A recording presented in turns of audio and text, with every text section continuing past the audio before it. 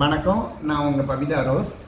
இது கடந்த 3 வீடியோக்கள் நான் வெளியிட்டிருந்தேன். அதாவது நமது ஈரோடு மாவட்ட தலைவி பதவியேற்பு விழாவோட பிரச்சனைகளை குறித்து. அதில் ஒரு வீடியோவை பார்த்துட்டு எனக்கு ஒரு சிலர் கேள்வி கேட்டிருந்தாங்க. நம்ம திருச்செங்கோடை சேர்ந்த ரியா மேம் நீங்களும், சோனி நாயக் அவங்க, இன்னும் ஒரு சிலர் என்கிட்ட கேட்ட கேள்விகள் என்னென்னா, நீங்கள் அந்த இடத்துக்கு போனீங்களா, அந்த ஈரோட்டில் இருக்கிறவங்கள சந்திச்சிங்களா, அவங்கக்கிட்ட உண்மை என்னன்னு தெரிஞ்சிங்களா அப்படின்னு சொல்லி கேட்டிருந்தீங்க. அதனால் நான் கடந்த 6ஆம் தேதி அவங்கள எல்லாரையும் வரவழைத்து அங்கே சமுதாய நலக்கூடத்தில் இருந்து எல்லாரையும் பார்த்து இங்கே நடந்த பிரச்சனைக்கு காரணம் என்னன்னு தெரிஞ்சுட்டு அவங்க ஒருதலை சைட்லேருந்து கேட்காம எதிர் தரப்பில் இருக்கிற ஒரு சிலரையும் நான் கன்சல்ட் பண்ணி போடுற வீடியோ தான் இது. அதாவது அவங்க ஒரு பதவி ஏற்பு விழாவுக்காக அவங்களுடைய அம்மா இறந்து போய் இவங்க ஏற்கனவே துணைத் தலைவியாக இருந்ததுனால இவங்க அந்த பதவியை ஏற்கிறதுக்கு என்னைக்கு ஏற்கலாம் அப்படிங்கிறது என்ன வழிமுறைகளில் கொண்டு வரலாம்னு ஏற்கனவே ஒரு சில பெரிய நாயக்குகளை முன்னிலையில் திருச்சியில் இந்த தீர்மானத்தையும் எடுத்திருக்கிறாங்க. எடுக்கும்போது இவங்க என்ன சொல்லியிருக்காங்கன்னா, எனக்கு சரிசமமாக இருக்கிற நீங்களும் இன்னும் ஒருத்தங்க அவங்க நம்ம ஈரோடு மாவட்டத்தை சேர்ந்த சின்ன வீட்டு நாயக் அம்மா தேவி அவர்களும் என்ன வைத்தா போதும் அப்படின்னு தான் இவங்க பேசியிருக்கிறாங்க. அதன் அடிப்படையில் தான் அந்த தேதி குறித்து அந்த தேதியில் இந்த மாதிரி பதவியேற்பு விழா அப்படிங்கிறத டிசைட் பண்ணியிருக்கிறாங்க. டிசைட் பண்ணிட்டு அதுக்கப்புறம் அந்த நிகழ்ச்சி ஆரம்பிக்கும் போது இவங்க என்ன பண்ணியிருக்கிறாங்க, இவங்களுடைய அம்மா இறந்து போய் இவங்க மூத்த பொண்ணாக இருக்கிறதுனால இந்த அம்மா என்ன பண்ணியிருக்கிறாங்கன்னா, என்னுடைய தங்கைகளுக்கு அந்த ரெக்ஷா போடுறது, அதாவது கழுத்தில் தங்க மணி கோர்க்கிற ஃபங்க்ஷன், இந்த விஷயத்த நான் பண்ணுவேன்னு சொல்லி அவங்களுக்கு தங்கை அந்த தங்கம்மா அவங்களுக்கு அந்த மணியை போட்டிருக்காங்க. உடனே நம்ம மதுரையை சேர்ந்த மதுரை மாவட்ட தலைவியாக இருக்கிற நூரி நாயக் அவங்க அந்த அம்மா அவங்க மணியை அறுத்து எரிஞ்சிருக்காங்க. அப்போ அந்த விஷயம் அங்கே நடக்க வேண்டிய அவசியமே இல்லை. அவங்களுடைய அம்மா இறந்து போய் அவங்க தலைவியாக பதவி ஏற்கிறாங்கன்னா அவங்க மாவட்டத்தை சேர்ந்த அவங்க தங்கைகளுக்கு அவங்க அந்த மணியை கொடுக்கறதுனால இவங்களுக்கு என்ன பிரச்சனை வந்துருச்சு? ஒன்றுமே கிடையாது. இவங்க அந்த இடத்துல அதை அறுத்து எரிஞ்சிருக்கிறாங்க. அது ஒரு பெரிய தவறு. கண்டிப்பாக அது ஒரு தவறு தான். எல்லார் பக்கத்துலேயும் பேசக்கூடிய ஒரு விஷயம், அது தவறு தான். ஏன்னா இவங்க ஒரு பெரியவங்களாக இருந்து அந்த இடத்துல அதை செஞ்சிருக்க கூடாது. அது ஒன்று. அதுக்கப்புறம் இவங்களுக்கு தெரியும், சோனி நாயக் அவங்களே ஒத்துக்கிறாங்க, நான் வயதில் சின்னவங்களாக இருந்தாலும் நான் ஒரு மாவட்ட நாயக்காக இருந்தாலும் இவங்க 40 வருஷம் திருநங்கைகளுக்குள்ள வெளி மாநிலங்களில் போய் எல்லா வழிமுறைகளையும் தெரிந்தவங்க நம்ம ராதிகா அம்மா அவங்க ஏற்கனவே சொன்னது போல் இவங்க பெரியவங்க 4 பேர் அந்த எண்ணெயை வச்சுட்டு அந்த வழிமுறையை செஞ்சுருக்கலாம்.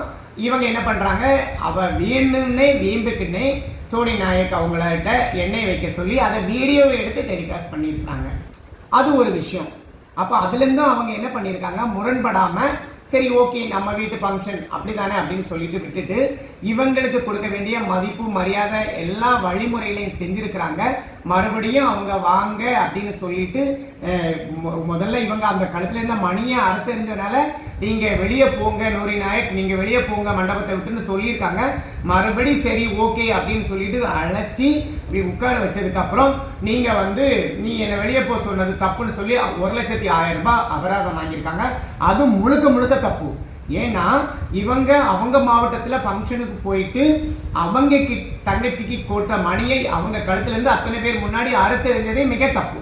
அப்படின்னா தண்டனை கொடுக்க வேண்டியது இருந்ததுன்னா 2 சைட்லேயும் நீங்கள் கொடுத்துருக்கணும்ல. ஏன் நீங்கள் ஒரு தலைபட்சமாக அவங்கள மட்டும் அப்படி அபராதம் வாங்கினீங்க? அதுவும் ஒரு தவறான ஒரு விஷயம்.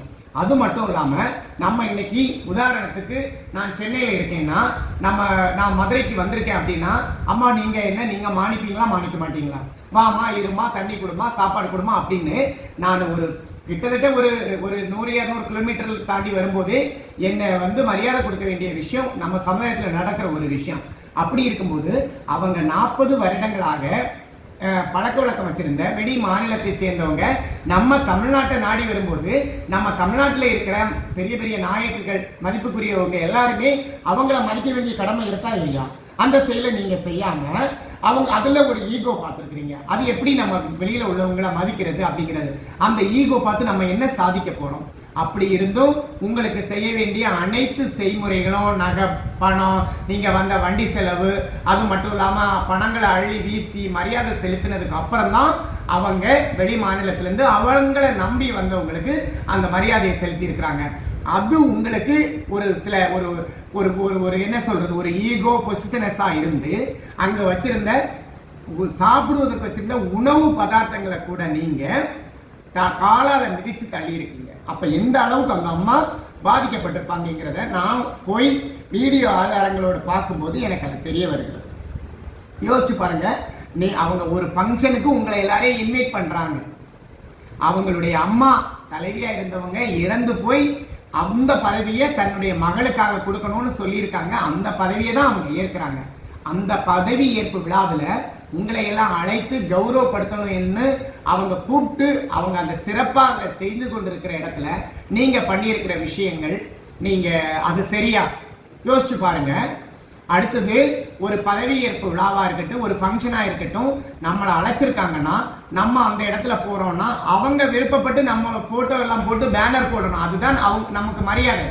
நம்ம இங்கிருந்து பேனர் எல்லாம் தயார் பண்ணி வச்சுட்டு அவங்களோட இடத்துல கொண்டு போய் வச்சுட்டு அதை பெருமை கொண்டாட வேண்டியது அவசியமே இல்லை. இது ஒரு விஷயம். அதுக்கு அடுத்தது என்னன்னா, இந்த சின்ன சின்ன விஷயங்களை எல்லாத்தையும் எடுத்து ஒரு பெரிய போராட்டமாக கொண்டு வந்துட்டு நீங்கள் இந்த மாதிரி ஃபங்க்ஷன் நிகழ்ச்சி நடத்தணும்னு நினைக்கிறீங்க. இதெல்லாம் என்ன? ஆரம்ப காலத்தில் ஒரு சின்ன திருநங்கை கடைக்கு போனால் அவங்களுடைய மொத்தத்தையும் வாங்கி வச்சுருந்தீங்க.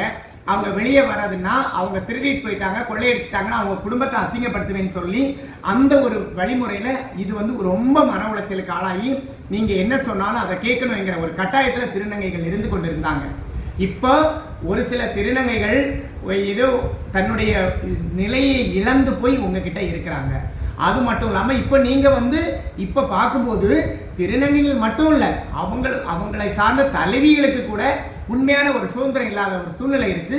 அவங்க ஒரு 10 மாவட்டத்தில் அவங்க சக திருநங்கைகளால், அந்த மாவட்டத்தில் இருக்கிற திருநங்கைகளால் சேர்ந்து தலைவியை தீர்மானித்து ஒரு தலைவி இருக்காங்கன்னா அவங்களுக்கு கூட சுதந்திரமாக எதுவும் செய்ய முடியலை. அந்த இடத்துல ஒரு 10 பேருக்கு 20 பேருக்கு நீங்கள் இன்னொரு தலைவி, நாங்கள் மாடக் அப்படின்னு போகிறீங்க. இதனால் என்ன நடக்கும், என்ன பயன் வரும்னு நினைக்கிறீங்க நீங்கள்? அப்போ ஒரு தலைவியை தீர்மானம் பண்ணி அந்த தலைவிக்கு கூட சுதந்திரமான ஒரு விஷயம் இல்லையே.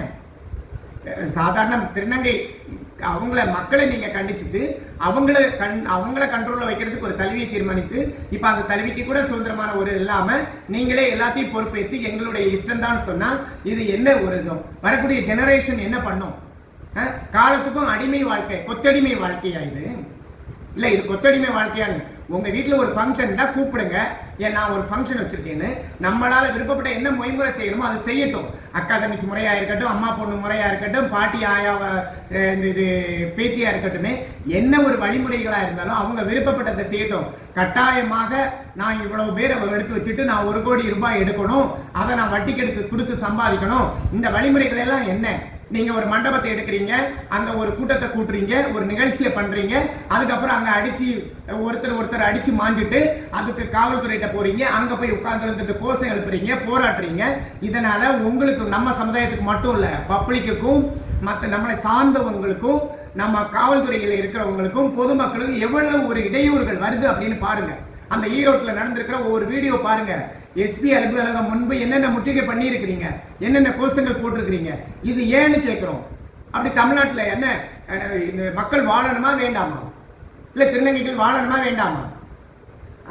நீங்கள் எல்லாருமே உங்களுக்கு அவங்களுடைய உழைப்பையும் அவங்களுடைய ரத்தத்தையும் அவங்களோட வியர்வையும் உறிஞ்சி வெளியில் போய் பஸ்லையும் கடையிலையும் தெருவுலையும் ஒவ்வொருத்திட்டையும் அசிங்கப்பட்டு அவமானப்பட்டு சம்பாதிக்கிற காசை நீங்கள் சேமித்து வச்சு நீங்கள் ஒரு தலைவிகள் என்கிற ஒரு போர்வையில் அதையும் தாண்டி மாலக்கிற போர்வையில் இவ்வளவு தூரம் ஒரு அட்ராசிட்டி பண்ணிட்டு இருக்கிறீங்கன்னா தமிழ்நாட்டோட நிலை என்ன ஆகும்? இந்த திருநங்கைகளோட சுதந்திரம் என்னைக்கு கிடைக்கும்?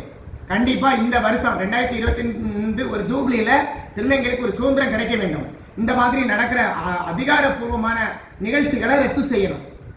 ஒரு நிகழ்ச்சிங்கிறது எல்லாரும் மனமுந்து செய்கிற ஒரு நிகழ்ச்சி நடக்கிறதுக்குள்ளாடியே நாங்கள் இந்த மாதிரி நிகழ்ச்சி பண்ண போகிறோம், அங்கே நாங்கள் வருவோம், அது செய்வோம், இது செய்வோம், அது பண்ணக்கூடாது, இது பண்ணக்கூடாதுன்னு சட்டத்திட்டங்களை வகுக்கிறதுக்கு நீங்கள் ஏன் நிகழ்ச்சி பண்ணணும்? நானும் என்னுடைய உரிமை இருக்குது, நானும் எனக்கு பேசுவதற்கு அனைத்து அதிகாரம் இருக்குது. நானும் நம்ம இனத்தோட சேர்ந்த ஒரு மக்கள் தான். அதனால நான் பேசுவேன். தமிழ்நாட்டில் எவ்வளவு விஷயங்களை தாண்டி வந்திருக்கிறோம், அந்த விஷயங்களை எல்லாம் கடந்து இந்த அளவுக்கு நிற்கிறோம் அப்படின்னுட்டுனா கண்டிப்பா இதற்கான ஒரு தீர்வு கிடைக்க வேண்டும்.